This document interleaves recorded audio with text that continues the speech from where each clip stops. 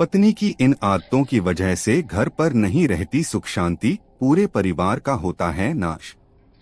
आचार्य चाणक्य के बारे में शायद ही कोई ऐसा व्यक्ति हो जो कि न जानता हो, इन्हें 20वीं सदी के सबसे ज्ञानी और विद्वान पुरुषों की श्रेणी में रखा गया था।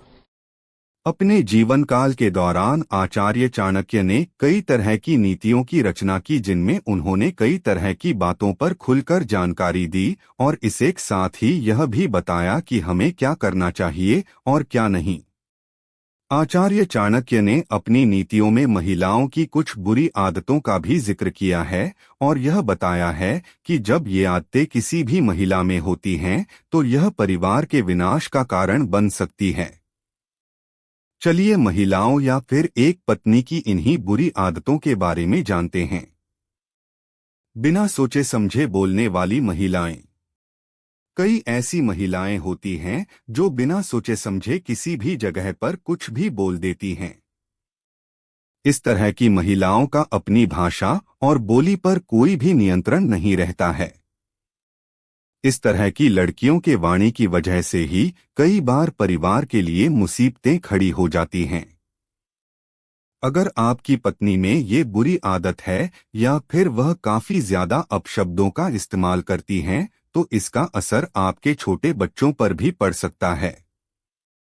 केवल यही नहीं, अगर आपकी पत्नी में कड़वी बातें करने की बुरी आदत है तो ऐसे में कई बार वे भावनाओं में बहकर भी परिवार का बुरा कर देती हैं। बात बात पर गुस्सा करने की आदत। यह बात हम सभी न सुन रखी है कि आपकी बर्बादी का कारण आपका गुस्सा ही बनता है।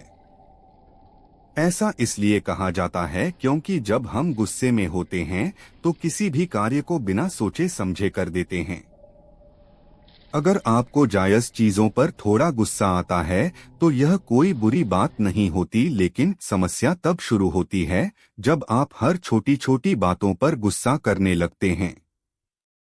जिन महिलाओं को छोटी छोटी बातों पर गुस्सा आता है वह पूरे परिवार के लिए घर का माहौल खराब कर देती हैं।